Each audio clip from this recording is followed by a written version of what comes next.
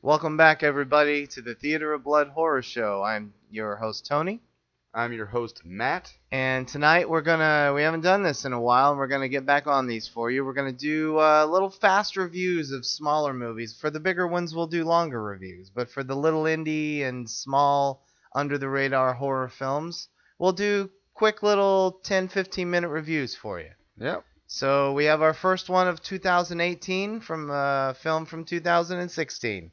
Yeah. It was originally supposed to hit mainstream theaters, and the production house behind it, well, they went belly up. Relatively Media went relatively broke. Yeah, and when they went Relativity, belly up, excuse me. the film got stuck in limbo for quite a while, Yeah. and was acquired recently by the great format now, Netflix. Netflix, the 20th Century Fox of our time. Yeah, exactly. Or Warner Brothers, I should say.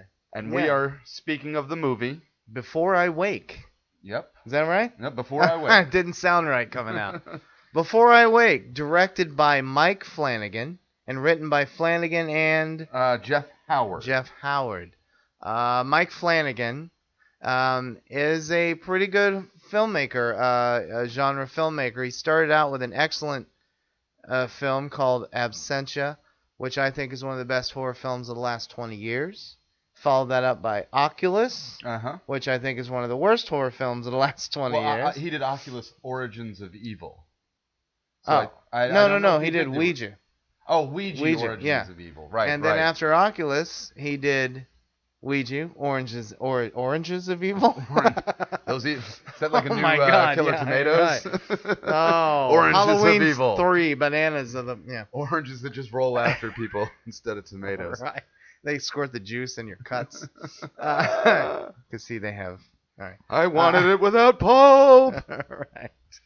Oh my God. Oh. Origins. And as I'm looking Evil. up now, Jeff Howard, it looks like the two work together pretty often. Oh, so they co-write everything together. Yeah, and Gerald's Game as well. Gerald's Game he did last year, and I think.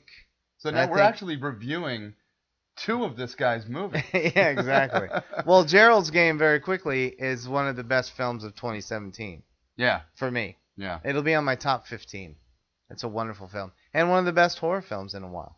Quite a while. I mean, it had everything. The script, the atmosphere, the acting was superb. And it gave me some creep outs, and it had a very, very satisfying completion. No spoilers. Where a lot of horror forms fall apart. No spoilers, and then we'll move on to Before I Wake. But if you have a foot fetish, Gerald's Game will rip that from your soul. Go and see it, Quentin. Yeah, if Quentin Tarantino, try it after that one. Yep. Okay. Now, Before I Wake, yes, it's a movie I hadn't heard of, and for the reasons we just explained, it was shelved. Which is funny because I saw the trailer, and I had remembered seeing the trailer before, and I thought I saw it in theaters, or at least, maybe on trailer sites back in the day.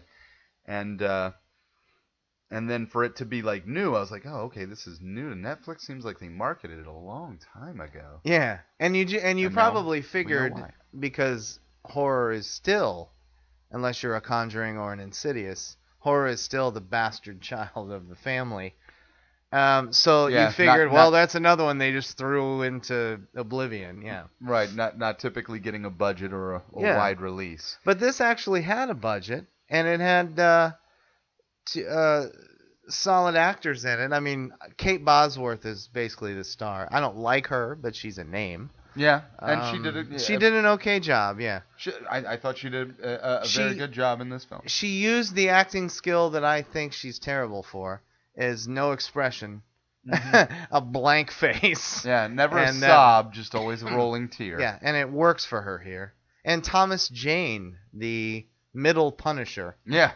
Of all the Punishers. And, from the great The Mist. Yes, from one of the best horror films ever made, The Mist. The best John Carpenter ending that John Carpenter never shot, The Mist. What Stephen King straight up said. He said, if I'd have thought of that ending, that's how I would have ended my novella. Exactly. But, Thomas Jane, I've always liked him. But tell him about, so I can stop saying tell him what the film's about. So the film is about a young boy who has been in foster care for quite a while, and he's been bouncing around from family to family. Sorry, the boy is played by the wonderful Jacob Tremblay, who was in Room, that won Brie Larson the Best Actress Oscar, undeservedly, but that's another show. And he's in this, and he's in the current movie Wonder, which is one of the best movies of 2017 as well. Anyway, go on. He's a good child actor. I remember seeing your review on Wonder. Yes, I was shocked. Yep. So this boy is being, kind of shuffled around, and the people that have had him previously all seem to have mysterious circumstances, their disappearances, and he moves into the house with Thomas Jane and Kate Bosworth, who have lost a child. And so he is kind of filling their void of their lost child, and they to him of his lost parents, because obviously he originally had parents at some point. Yeah. And the basic premise is, when he dreams, his dreams can sort of enter reality. Yeah, they manifest themselves. And that can be for the good or for the bad. Yeah, because lest we forget, children have nightmares. Yeah. They have wonderful dreams, but sometimes they turn. And mind you, we can't explain the nightmares. Yeah, no. The going into the nightmares is where the film kind of takes on its horror aspect. Yeah. I think Mike Flanagan says that he doesn't believe this to be a horror film. He considered it a supernatural drama. Supernatural drama, which and I he's can right. see. But there's horror there as well. But there is some genuine scares. And There's there some were creeps, two too. moments that creeped me out.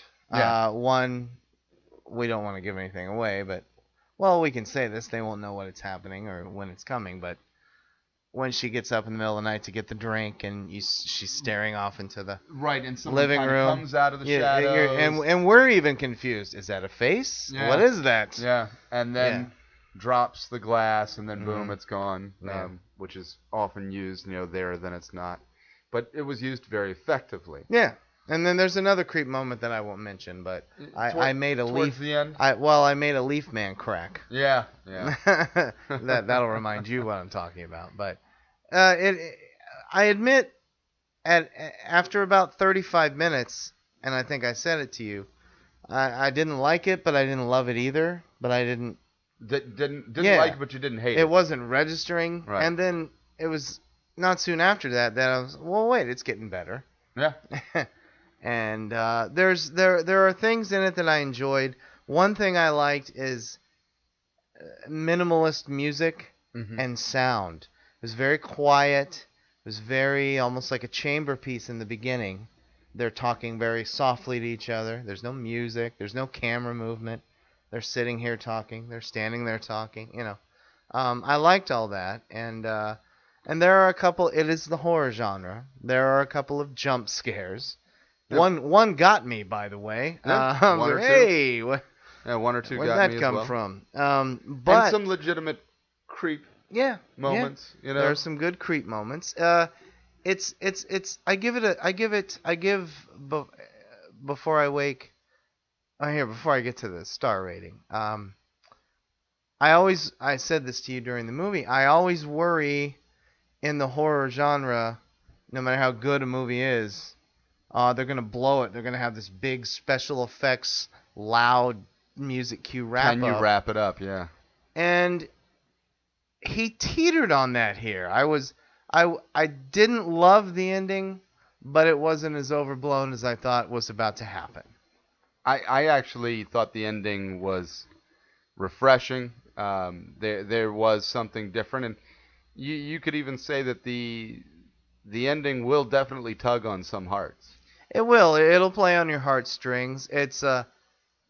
I like the director, don't get me wrong, but I thought it was a little cheesy the way he chose to shoot it. But it worked. Yeah. I guess in the long run. Yeah, I think overall the final reveal was satisfying, and it doesn't suffer from feeling incomplete or just like, okay, well now we got to end this. Yeah, it has exactly. an ending that was clearly defined throughout the film, set up, Yeah. foreshadowed, and it was intended. And you it know what I did it love well. about it? And this isn't a spoiler. There's no one last gotcha. Yeah, we were talking about that earlier. It seems that all the horror films now have to have that last gotcha moment, or it seems like it's ending happy and then ends dark. It's the only thing about Sinister I hate it. Sinister to me, part 1, Ah, is one of the best horror films of the last 10 years. I love every minute of that. The way he shot it, just everything. I could go on and on about it. But they have to have that last shot of him poking his face into the frame, like, "Rah!" yeah, yep. Why did you do that? That blew the whole aura of the film, but I still love it. But this one, he didn't do it. And I was waiting for, you'll know what I mean. I was waiting for some kind of maniacal butterfly to come flying in front of the screen.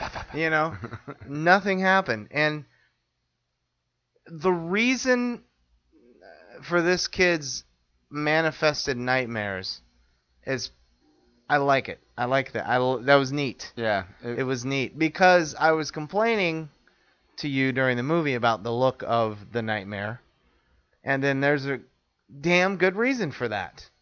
I'm sitting on it, of course. I won't say it, right. but because this just hit Netflix, right, a couple weeks ago. I don't think it's been on very long. Yeah. It's still on their new So we list, don't want to spoil it for anybody. But no, I liked it. I'm not sure I ever need to own it, but I could certainly watch it again. Yeah. No, it was solid. It's not something that will be on any of my top lists. No. I'm sure for the year, even though 2018 just started. Maybe it is just such a crap fest this year that it's up at the top, but I severely doubt it. Hey, 2018's off to a great start. I saw Paddington 2, and it's wonderful. I think I'll wait for video. But it overall, I was satisfied with it. Yeah, Quite a few of the horror films that I've seen, especially some of the stuff that's on Netflix, they've got somewhat of a budget, they've got somewhat of actors in it, but it's just drivel and trash and cliche. Like we say about even Hollywood movies, they spend all the money on getting the actors and getting the look. They forgot to hire a good screenwriter. Yeah, exactly. Get a good script together. That's where everything starts. But Flanagan and Howard? Yeah, Flanagan and Howard. Jeff Howard. They did a great job, and they apparently wrote everything else together. And, kudos. Yeah. Cheers. Good on you. Apparently, they've been working together for quite a while. I'm telling you, folks, follow Mike Flanagan's work. I hated Oculus, and I'm sorry, Mr. Flanagan, but Absentia and Gerald's Game and Ouija 2, Origin of Evil, I hated the first one, but he did the second one, and it's very good. And this, I don't love it, but I would recommend someone see it. Yeah. I think it's definitely worth it. So for all of you Netflixers out there, go give it a try. Cue it up. Hour and a half, not a long investment. No, doesn't waste any time either. It starts out immediately, as a friend of mine used to say. I'm like, why do you? There's no G in immediately. Yeah. Yeah, Immediately. Immediately, I did that. What? No, it starts out immediately, and it doesn't waste any time, and it's good or bad. It's never boring. Yeah, it paced well. Mm-hmm. It never felt to drag, No. even though it doesn't feel like it has to run at a breakneck speed. Sometimes Right. you see a film that moves too fast that you're kind of like, huh? Wait, how does this connect together? Yeah. With Like, this go one, back. Yeah, Yeah, right. This one runs at its own comfortable pace Mm-hmm. in a nice, tight hour and a half time frame that never really feels like it drags too much. All So right. overall, Yeah. I'm giving it a thumbs up on this one. Me too. 3 stars out of 5 for its original idea and its minimalist style. And even when it got a little Spielbergy, it never went over the top. And good performances, even from Kate Bosworth. That's high praise from me. And yeah, a solid 3 stars. Yeah. Good film. Before I Wake. That's our 15-minute review. And we're out. Of Before I Wake. We're going to do 15-minute reviews of the little movies for you. And that's it. And 3 stars from me. Apparently 3 from you. Thumbs up. Thumbs up from me. Before I Wake. It's on Netflix. Check it out, folks. And we'll be back soon with another full show and another 15-minute movie review. I'm Tony, I'm Matt. and stay scared. Peace out.